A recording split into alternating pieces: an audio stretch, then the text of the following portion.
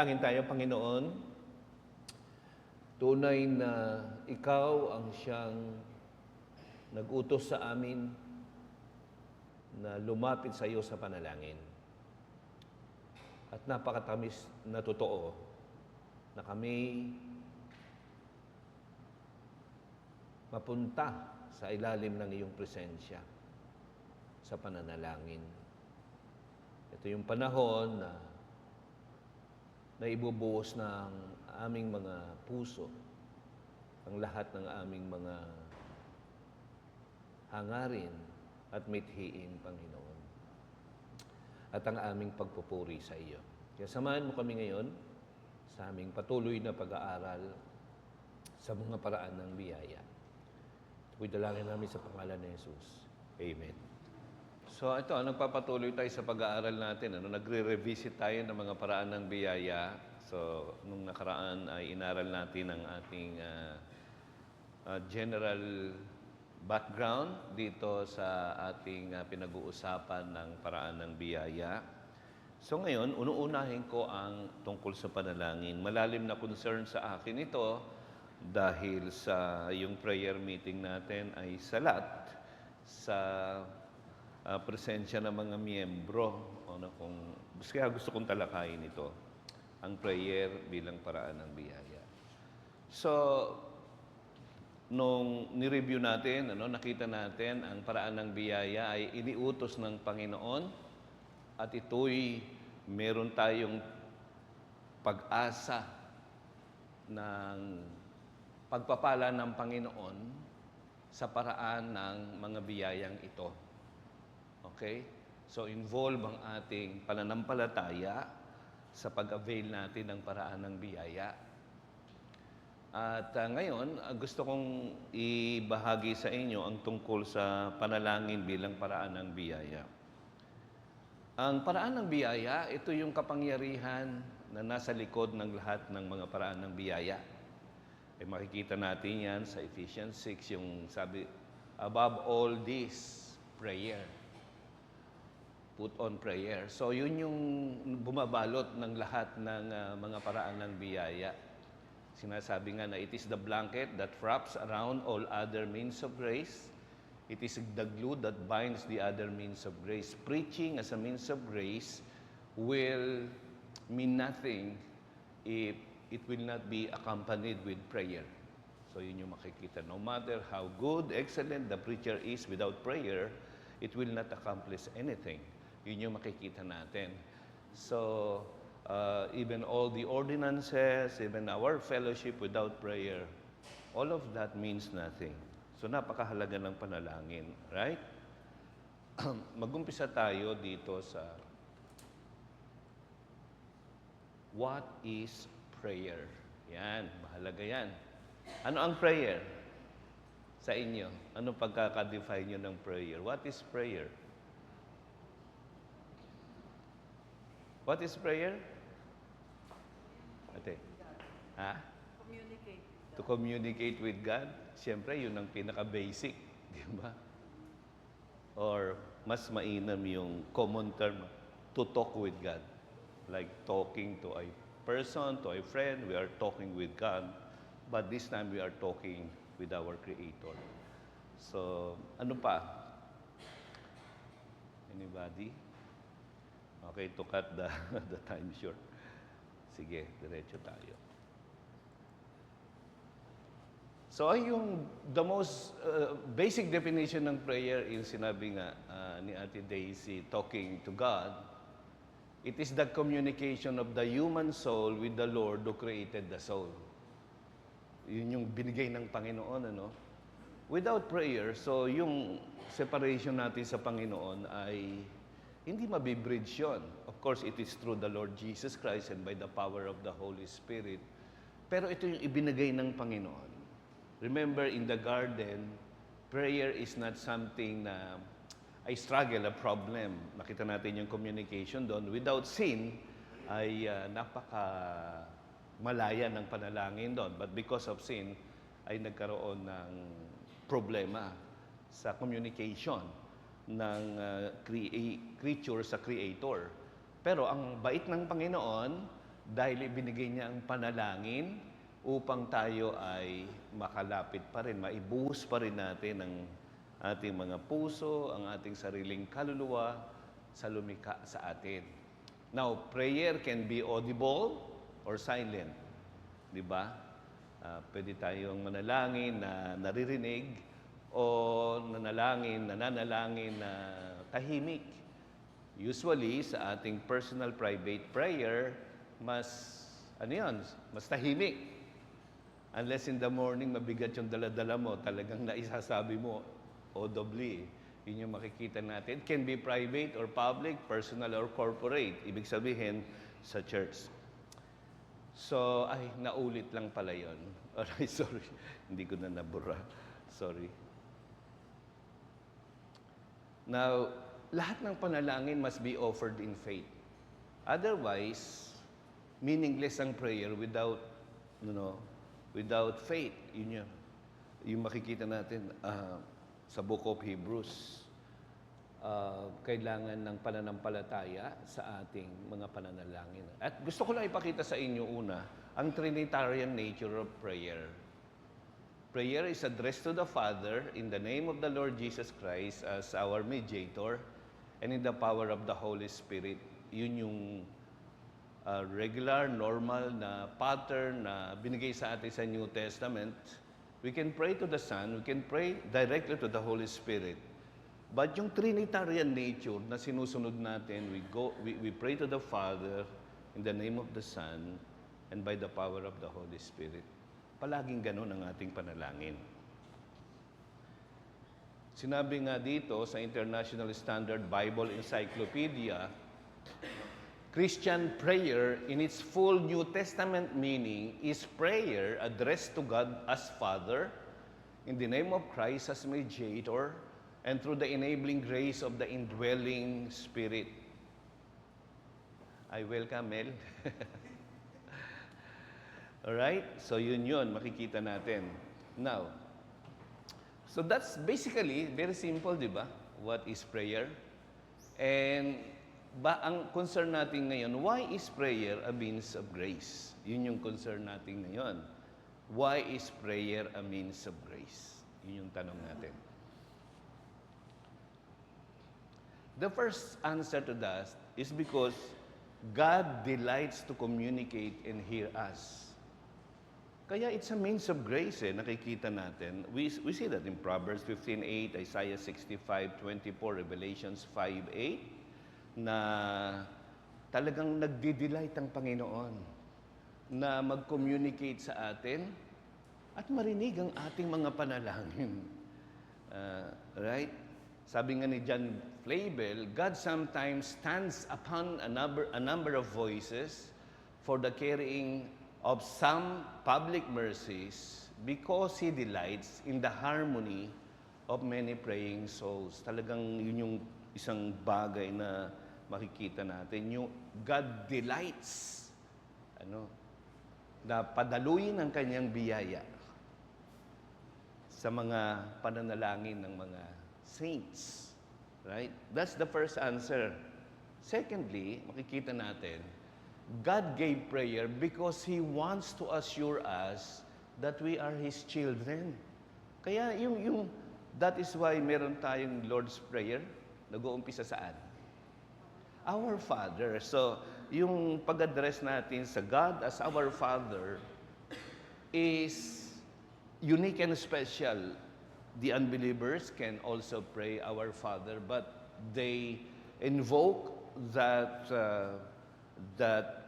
name in prayer as a creator, as the God who provides all things.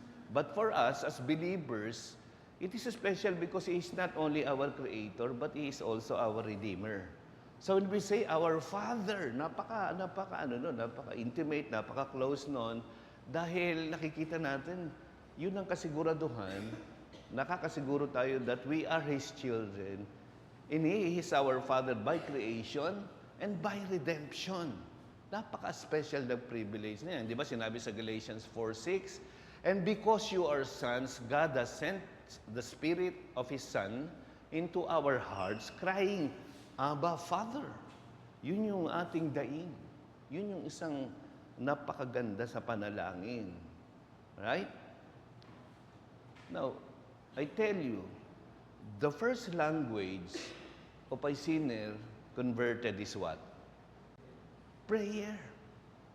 Yun yung first language mong matututuhan, prayer. The moment you believe in the Lord Jesus Christ, you will pray. And yung unang prayer mo na yan, it means a lot because hindi mo na lang siya nilalapitan as your Creator, but now as your Redeemer, as your Lord and as your Savior. I don't know about you, that's my experience. The first language I learned after conversion is prayer. Then thirdly, God gave prayer to give rest to a weary and anxious soul. That is why it is a means of grace. God knows that in this fallen world, we as God's people will go through struggles in life. This world is not favorable to us in any way because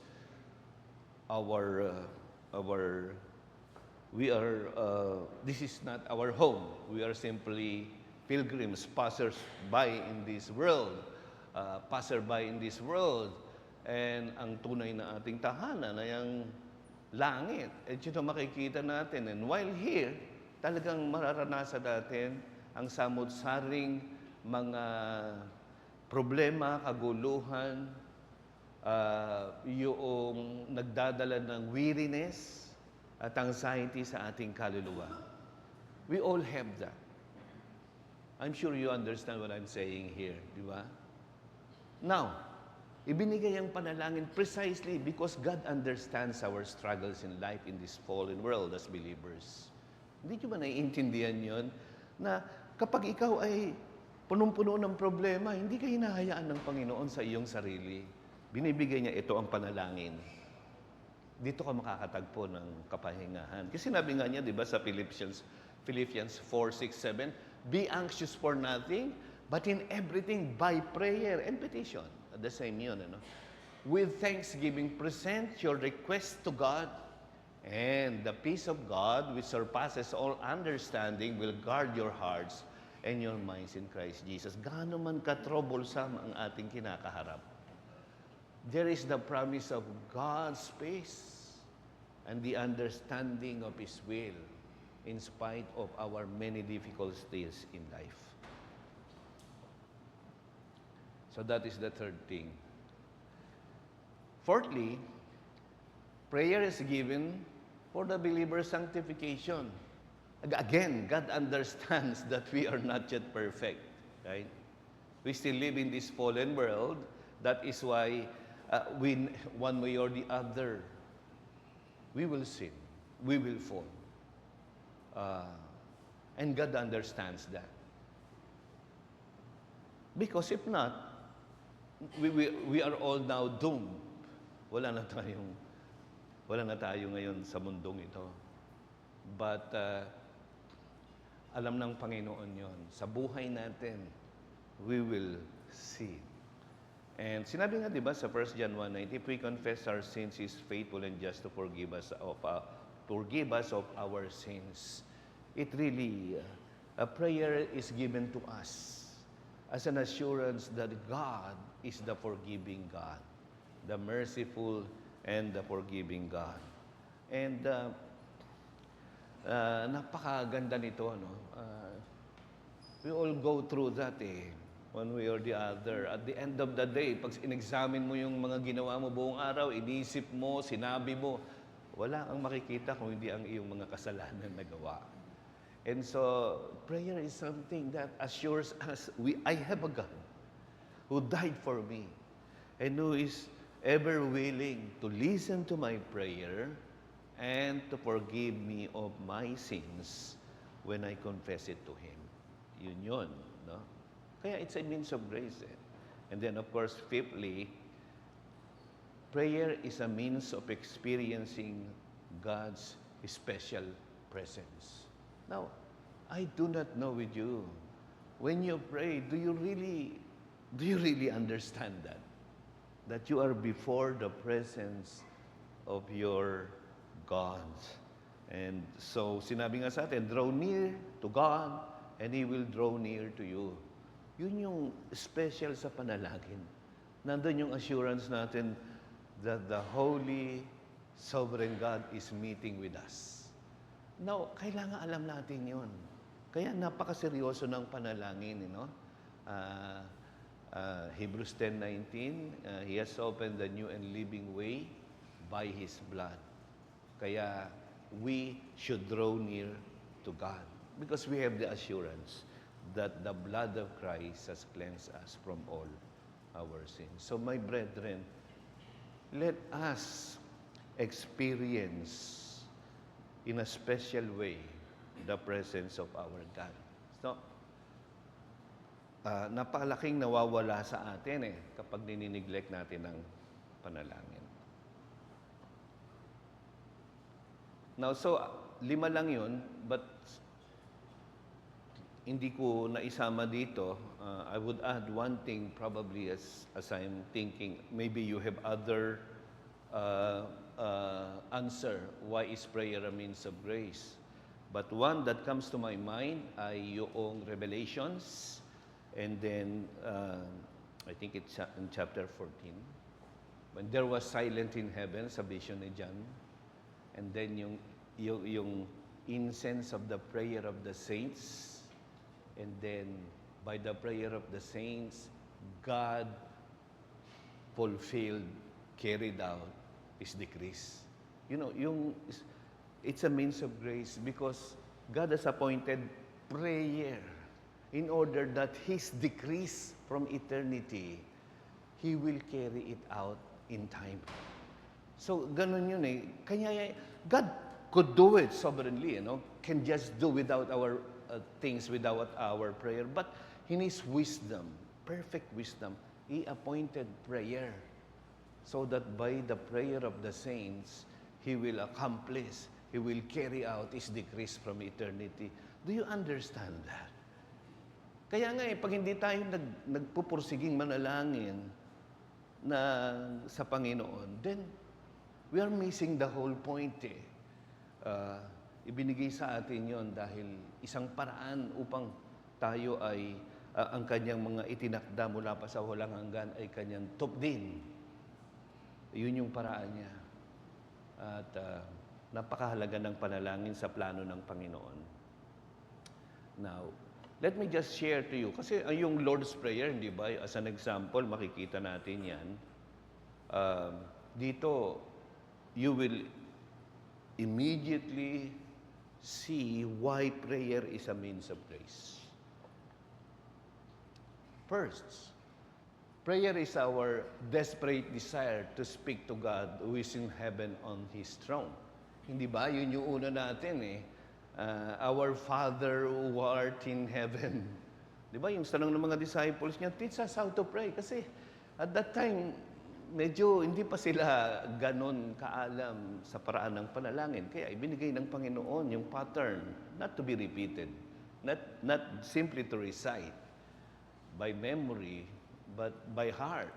So yung una is, yung prayer is our desperate desire to speak to God who is in heaven on His throne, our Father who art in heaven. Then secondly, prayer is invoking God's sovereign rule. Thy kingdom come, Thy will be done on earth, ang kasunod. So yun yung mga bagay na minimiti natin. Ang paghahari ng Panginoon ay talagang mangyari. Ang kanyang kalooban ay masunod sa mundong ito na palagi nating sinusuway, pero ang panalangin natin ay ang kalooban ng Panginoon ay masunod. Remember, doon sa preaching ko last Sunday, it's about God's will, knowing and doing God's will. And most of the time, when we pray, Thy will be done. Ang gusto natin sabihin sa Panginoon, My will be done, and Your will conform to My will. Matigas ulo natin We pray, Thy will be done, pero ang gagawin natin, yung gusto pa rin natin. And we're just hoping that somehow, along the way, the will of God will be conformed to what we are doing. To what we want. Instead of waiting for God to tell us, to give us a clear answer about His will, immediately inuunahan natin siya. Hindi, ito ang desisyon ko, Panginoon, pagpalain mo ito. Sumunod ka na lang. Madalas ganun tayo But hindi dapat. Mauna dapat ang ating pagpapasakop sa Kanyang kalooban. And then, prayer is begging for our daily needs. Give us this day our daily needs. Well, God understands that we have needs. Needs that is not for our worldly desires, but needs that we really need. Di ba? Ibinibigay ng Panginoon ang lahat ng pangangailangan, hindi lahat ng gusto natin. Di ba? Kaya yung pangangailangan natin, pinapanalangin. That's why in prayer, one of the element of prayer is petition. Petition, lahat ng ating mga pangangailangan. And then prayer is seeking God's forgiveness. To forgive others as well. Yun yung isa na makikita natin na alam, while God's forgiveness is always available for us when we confess our sins, yet ang implication sa atin yan, we should also be forgiving because God forgave us, then we ought also to forgive others.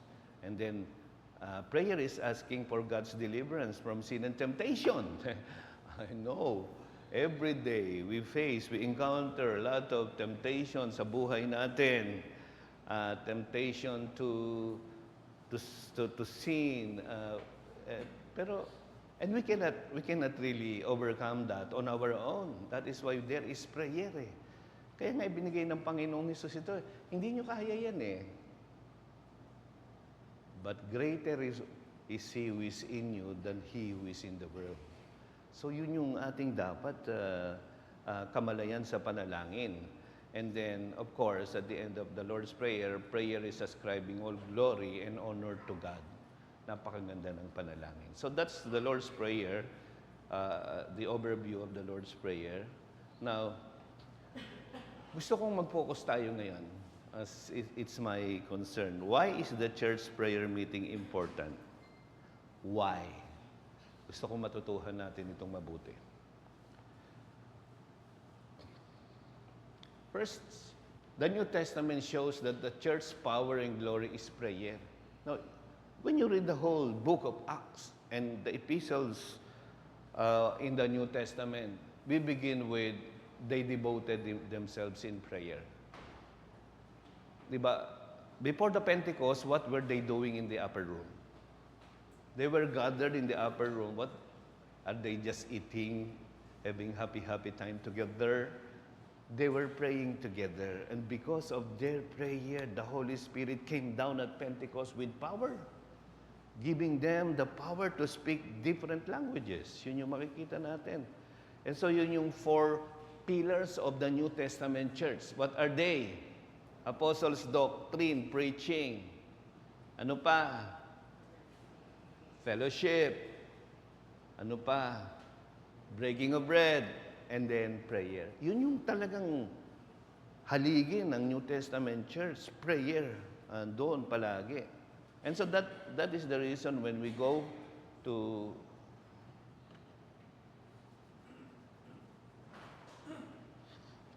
Acts 4, 23, 24, 31, we immediately see them. The outcome of their prayers that the place was shaken and the Holy Spirit filled them and then they spoke boldly. The context there, di ba? See, there was a miracle.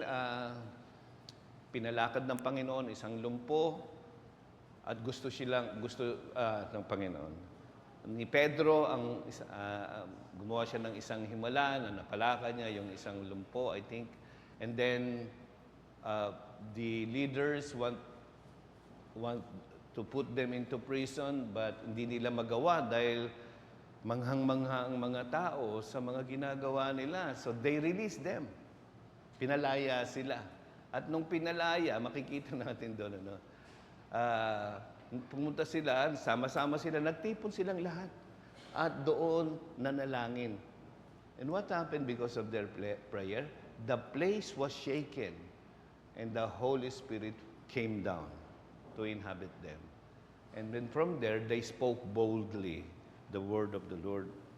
Remember doon sa Acts 12:12, when miraculously just, uh, Peter escaped from prison, na-unshackle yung mga bubukas yung pinto at lumaya siya. Saan nagpunta si Pedro doon?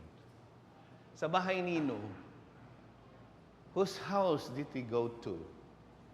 Sa bahay ni nanay ni anong pangalan ng nanay ni John Mark?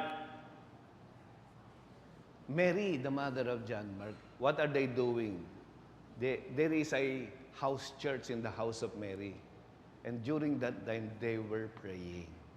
Kasi agad yung house church na yon ay they were so busy praying.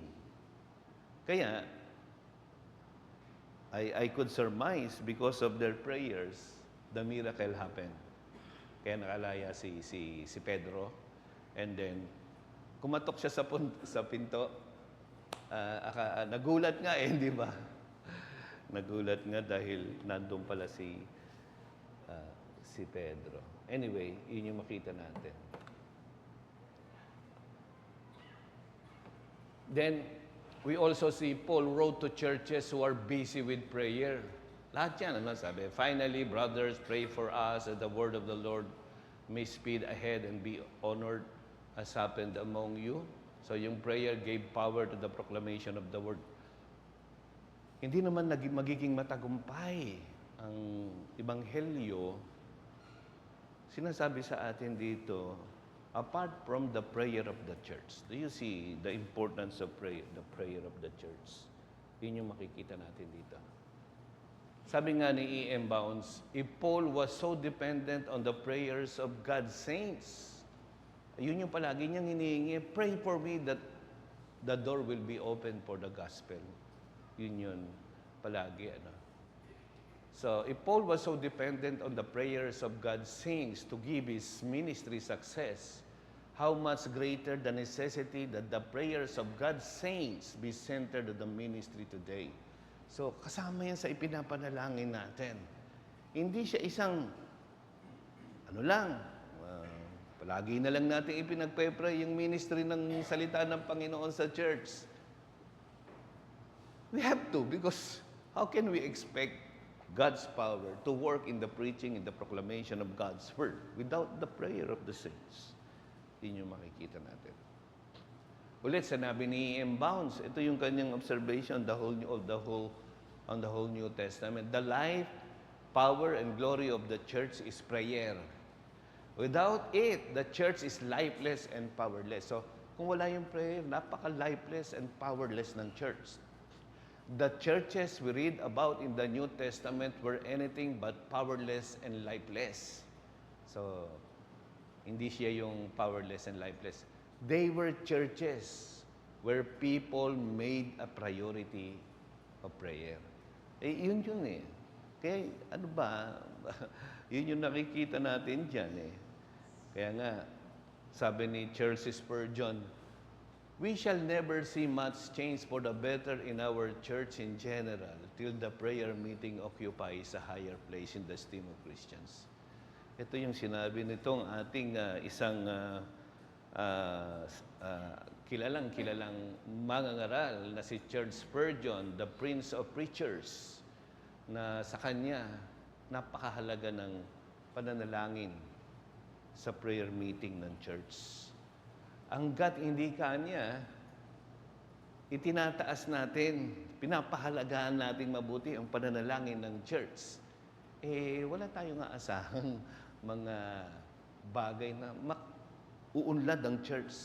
Kasi, ang panalangin, ginagamit ng Panginoon yan para sa atin bilang isang iglesia. Now, sorry, kailangan kong sabihin ito, general principle on excuses. Observation ko lang ito. Pag may excuse ka, dapat lihitin mo yun Halimbawa, may sakit ka, siyempre naman, dahilan naman yan. Halimbawa ay, ang layo mo naman Kaya, pinrovide ngayon, ang buti ng Panginoon, mayroon tayong hybrid.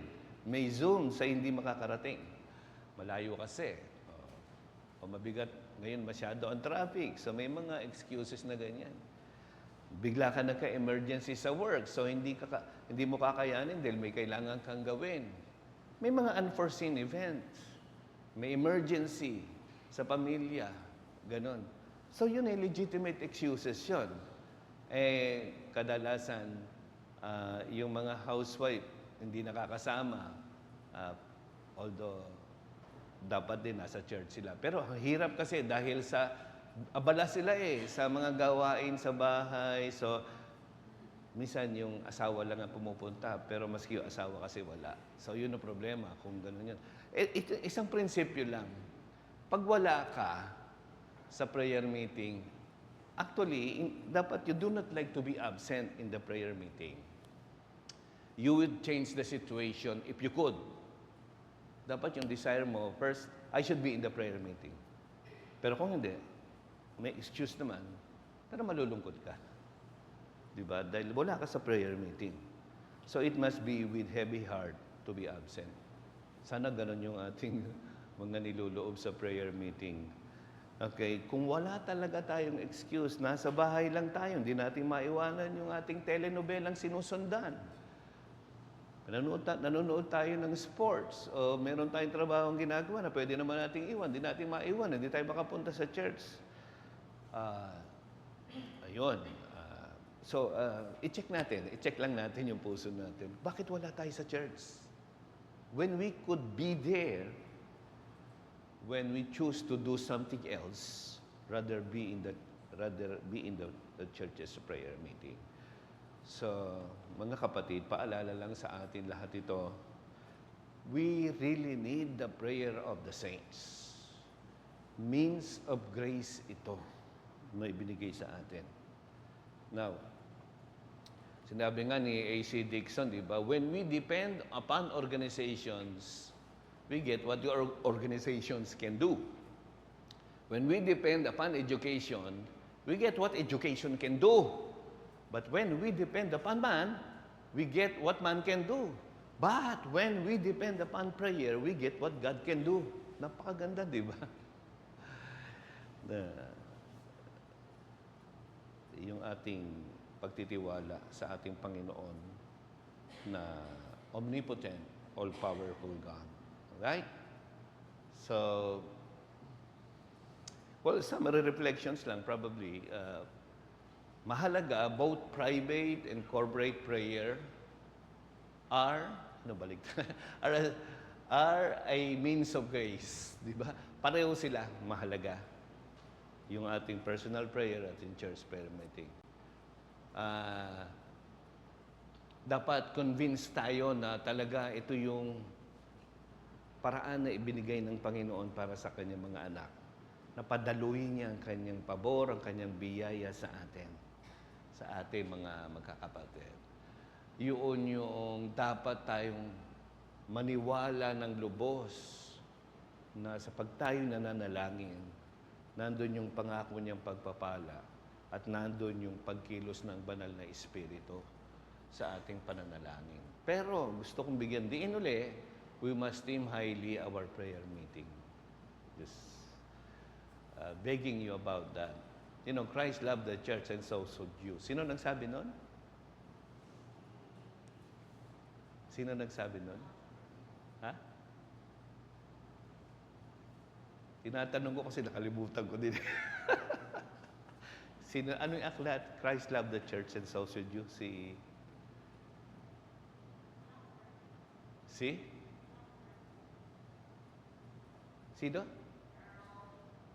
Errol. Sino? Errol House? Earl Blackburn. Oh, yeah. Tama. Buti na yung asawa ko nandyan eh. Automatic AI memory. Ayun. So, remember the power of the word needs the church's prayer. Right? Okay. Ganun lang. So, we can have time for Q&A. Thank you. Any questions?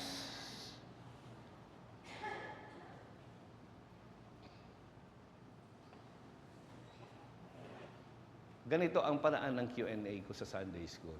Priority ko ang nandito sa church in person. So, huli kong sinasagot yung mga nandoon sa online. Kasi mas priority ko yung in person nandito. So, kayo ba'y may tanong? O ano ba? Nakonbinsi ba kayo sa paraan ng biyaya ng panalangin?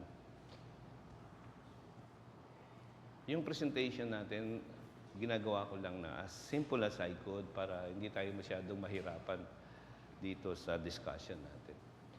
Kuya Wancho. Good morning po, Pastor Mon. Ito, yung subject natin, Pastor, sa lecture is kung very important ang prayer. So, ang sa akin, Pastor, ano ba yung prayer yung relevant niya? Siya ba parte ng pananampalataya o ang pananampalataya parte ng pananalangin?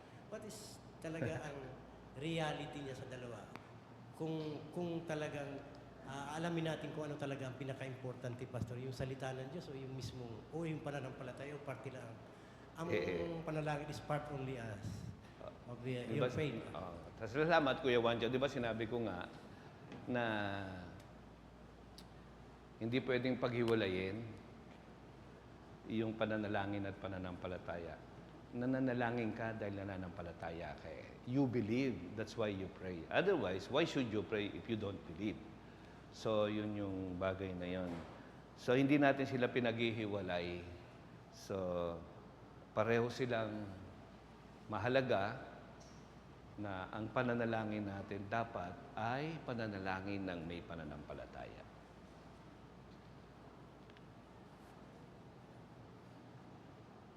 Anybody?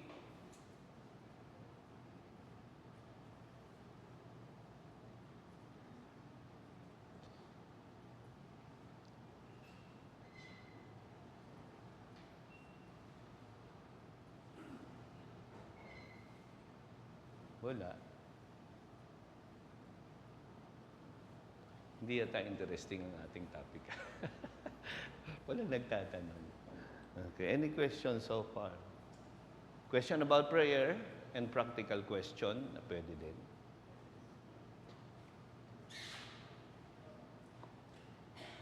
Kosan.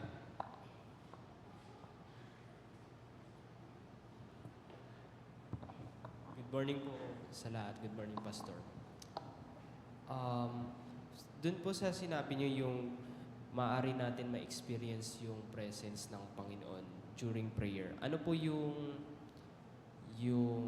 tinutukoy niyo na presence doon? Is it feeling, emotions? Kasi may mga Pentecostal po, charismatic, kiniklaim nila na talagang mafe-feel natin yung presence ng Diyos para daw siyang air o may mainit silang nararamdaman tuwing di lang prayer, nagsispeaking in tongues. So ano po yung ibig sabihin ng presence of God?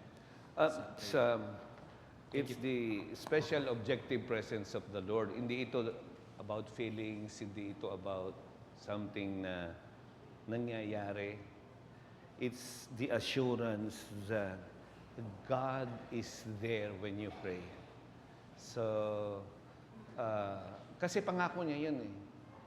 Sinabi niya, where 2 or 3 are gathered in my name, sabi ng Panginoon, there am I in their midst. So, of course, in the context of church, gathering, yun yung pangako niya eh. So, nandun yung special presence niya na mararanasan natin yung we experience God's presence when we grow in our knowledge of Him, even in prayer. We adore Him, we appreciate Him more, and that there is a living communication na nakikita natin sa Panginoon in prayer.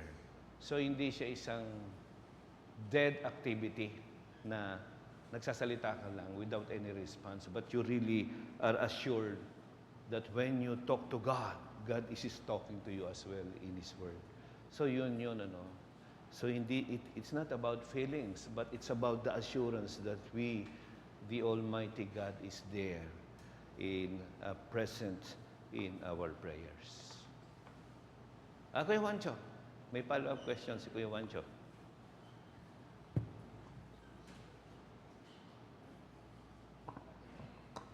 Pastor, itong pangalawa, ano to, Pastor, yung sa means of grace naman ito, kung yung related din sa pananalangin. Kasi mayroong mga nananalangin na tulad ng natulog ko sa inyo nung araw, Pastor, na yung ipinanalangin nila, yung unang-una, Pastor, we are in a means of grace. Doon tayo sa malalim na kahulugan ng salita ng Diyos. Yun ang grace natin. So sa iba, pag nananalangin, yung mga kahilingan nila pang material, mga problema sa buhay, yung iba-ibang klaseng panalangin pero nasa earthly desire. Samantala sa atin, ang pinanalangin natin para maintindihan natin yung kahulugan ng salita ng Diyos para sa ikalululhati ng Paiso Kristo. Ano po ba talaga ang yung kung pagtitimbangin natin, yung pangangailangan ng katawan o yung pinakikinggan niya, yung means of grace? Pinanggit mo naman yung sagot sa tanong mo, Kuya Juancho. Pinapanalangin natin ang ating mga pangangailangan. Siyempre, hindi lang yan material, kundi spiritual life natin, pinapanalangin natin yan. So, ang mahalaga pag tayo'y nananalangin ay hindi yung nanalangin ako, ibigay sa akin ang trabahong ito, ibinigay ang trabaho sa akin. Okay yun, sinagot ng Panginoon. Pero when we pray, whether God grants it or not, nandun yung assurance natin na yung will niya, sinabi mo, ay gagawin niya. Sometimes, di ba, sinasabi lang, sometimes yung prayers natin, sometimes no, sometimes wait, sometimes yes. So, ganun lang eh. So, kailangan tayong magtiwala sa lahat ng ipinapanalangin natin. Hindi, dahil hindi ibinigay ng Panginoon, ngayon yung kahulugan natin, ay, hindi pinakinggan ng Panginoon yung panalangin ko. Hindi. God probably has something na for you, for your good, rather than giving you this something na hinihingi mo. Maaring may iba siyang kalooban para sa atin sa bawat sitwasyon. Yet, when we pray, kailangan pag sinagot yun, di ba? Yung 4 na lepros, yung 10, isa lang yung bumalik para magpasalamat. Kailangan. Sa tuwing makakatanggap tayo ng tugon sa Panginoon sa mga hinihiling natin, mapuno tayo ng pagpapasalamat palagi. Huwag natin kalimutan yan. Alright? Meron pa ba? Ay, Ate Daisy.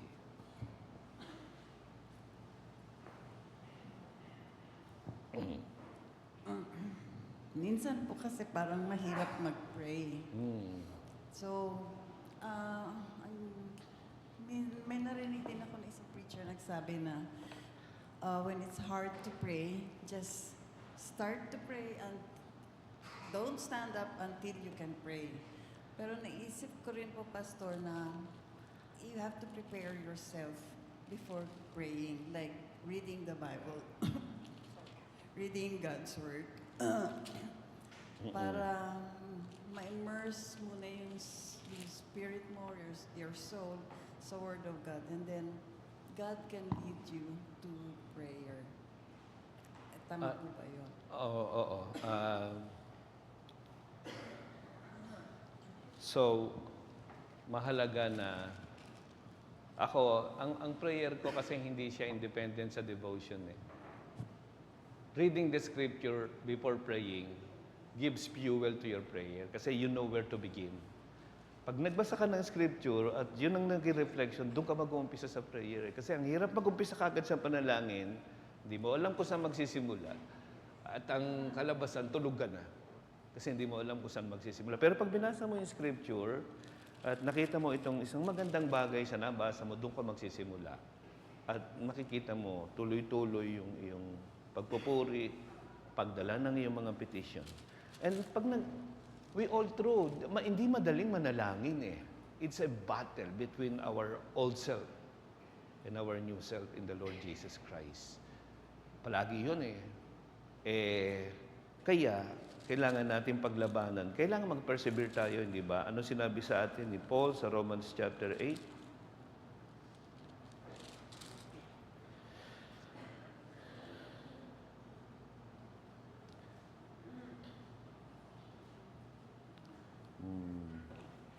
Ay, asa na ba yun? Teka. Verse 26, sabi sa atin, likewise, the Spirit helps us in our weakness, for we do not know what to pray for as we ought, but the Spirit Himself intercedes for us with groanings too deep for words. So yung banal na Espiritu ang tutulong mo. Minsan nga, sa prayer mo, puro kada. Hindi mo mabanggit. Then suddenly, the Holy Spirit will help you speak out yung iyong mga panalangin sa Panginoon. Lalo na kung mabigat na mabigat yung mga dinaranas mo. Hindi mo alam paano dadalhin sa Panginoon. But the Holy Spirit will help us to spell it out before the Lord yung ating mga kabigatan. Anyway, wala na tayong time. So, meron bang sa online? Well, ako may question po. Sige. Well, yung sa akin po, Pastor, parang sometimes prayer can be boring, di ba? Or dahil regular siya, paulit-ulit yung items minsan, either corporate or internally. So parang, how do we encourage the people to pray? And yung isa pong thought na naisip ko rin is, do we encourage lengthy prayers to say na we are actually praying from the heart? So, ano pong thoughts niyo po doon? Ano yung pangalawa? Nightly? What do you... Lengthy prayers. Lengthy. No. We're not Puritans anyway na nagpe-pray sila for an hour or two. Sometimes, kung marami talaga, like me, kung minsan, it takes me 45 minutes to cover almost yung gusto ko pag-pray. But hindi ko pa rin napagpe-pray lahat yan. Pero sometimes, 10 minutes or 15 minutes is enough. The things that are really the concerns of the heart, yun ang una mong sasabihin sa Panginoon. So, hindi ka lang pahabaan ito. Ang dami kong sasabihin sa Panginoon. Mabobor ang Panginoon sa atin. We should be frank, honest, straightforward sa Panginoon. Huwag ka magpaligoy-ligoy sa dami ng sasabihin mo sa Panginoon. Ang daming bulaklak ng iyong panalangin sa Panginoon. Sabihin sa'yo na, hey, ano ba talagang gusto mong sasabihin sa akin? Diretsuhin mo na ako, huwag mo na paikutin ang sasabihin mo. Ganun lang. Kasi minsan ang haba dahil ang dami nating pabulaklak sa ating panalangin. So, ayun lang. So, kailangan na hindi siya necessarily lengthy. Sometimes, it has to be. Sometimes, even short ejaculation. Yung prayer is not yung yung you sit down, spends a lot of time, sometimes nakaupo ka yung ejaculatory prayer na tinatawag. Nakaupo ka sa jeep or you're doing something and suddenly something popped up in your mind and in your heart. You want to ask the Lord about it. You sit down for a while, commune with God and pray. Sa jeep, delikado. Baka ipikit mo yung mata mo sa jeep, madukutan ka. So, ganun. Kailangan aware ka din. You can pray even with your eyes open. Ganun. May mga ganung klaseng prayer. Ganun. So, not necessarily lengthy. Ayun yung makikita natin. Of course, palaging may struggle. I too am struggling. Hindi ako ganun ka-regular, especially sa age ko. Hindi stable na, hindi regular ang tulog ko at gising ko. So, pag nagising ako alas 3, that will pray. Ganun. Agad. Yun. So,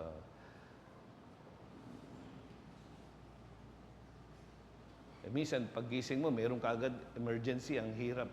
Hindi mo kaagad mabagtuunan. So, but you have to discipline yourself. Go back immediately to your prayer. Huwag mong pabayaang matagal kang magpabaya kasi masasanay ka doon. sa ganong klaseng habit. Kailangan kang bumalik palagi sa Panginoon, matuto ka palaging manalangin sa bagay na yun. Okay? Ay, we are there. Last question. Bigla lang pong pumasok sa akin yung sa Sodom and Gomorrah, Pastor. Anong nananalangin si Abram sa Panginoon, kay Yahweh, nawawasakin niya ang Sodom at Gomorrah. Parang nagkaroon po siya ng bargaining from 50 na pababa sa 10. So, parang nagkakaroon po ako ng encouragement na parang pwedeng mangyari sa akin yun. Na kung ano yung gusto ng Panginoon, pwede kong gawin yun na magawa ko yung ginawa ni Abraham na wawasakin yung Gomorrah, pero nagkaroon siya ng pagkakataon na i-questionin yung gusto ng Panginoon sa nagagawin na iyon hanggang sa sabi nga ni Abraham, kung meron pong 10, wawasakin niyo pa rin po ba yung Sodom and Gomorrah? Hindi wawasakin dahil 10 na yon. So, parang, Pastor? Parang ang lakas naman ni Abraham sa Panginoon. Hindi. Dalawang katotohanan lang dapat natin consider sa panalangin ni Abraham. First, hindi naman nagbabago isip ng Panginoon. Hindi natin pwedeng baguhin ang isip ng Panginoon sa isang bagay. Hindi naman siya katulad natin pabago-bago ng isip. But on human perspective, we bargain with God. Because we do not know kung ano talaga ang kalooban ng Panginoon sa isang bagay. Kailangan ikip natin sa mind natin, God is sovereign, God is unchanging, God will not relent. Kung ano ang kanyang itinakda at kalooban, yun ang magaganap. Pero sa atin, in human point of view, kailangan tayong makipag-bargain. Lord, I beg you, I plead with you. This is my request. That it pass. Di ba, ang Panginoon mismo in the garden, sa Gethsemane, Father, if possible, let this cup from me. Alam, mababago ba ng Panginoong Hesus yung itinakda ng Trinidad na siya ay mamamatay sa cross para sa kaligtasan? Hindi. Pero nandun yung kanyang, makikita nating yung human side niya talaga na nakipag-bargain siya. If possible, let this cup from me. Pero anong huli niya? Yet not my will, but thy will be done. Nagpasakop siya sa kalooban ng Panginoon. Ganun kasi minsan ang ating panalangin. So it's just an encouragement to us. Minsan, hindi ko na mababago na ang kalooban ng Panginoon. Bahala na siya. Bakit pa ako makikipag-bargain sa prayer? Hindi ganun.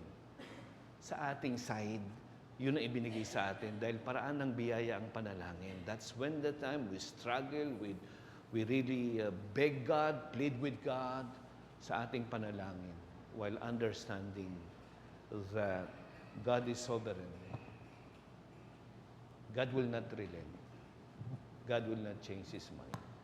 Pero yung responsibility natin is to plead with God. So sorry, wala na tayong time. Let's pray. Our Father, we thank you again for teaching us prayer as a means of grace, which we, most of the time, if not all the time, neglect. And so we miss a lot of your grace because we are not availing of this means. So forgive us, our Lord, when we fail to pray. And we also ask for your forgiveness as a church when we don't esteem highly the prayer meeting of the church. We'd rather do other things rather than be in the church to pray with the saints. Yet we know that you delight in the prayers of your saints. So we just commit ourselves to you as a church. Revive us, reform us in our prayer life. So we commit this to you in Jesus' name. Amen. Thank you po.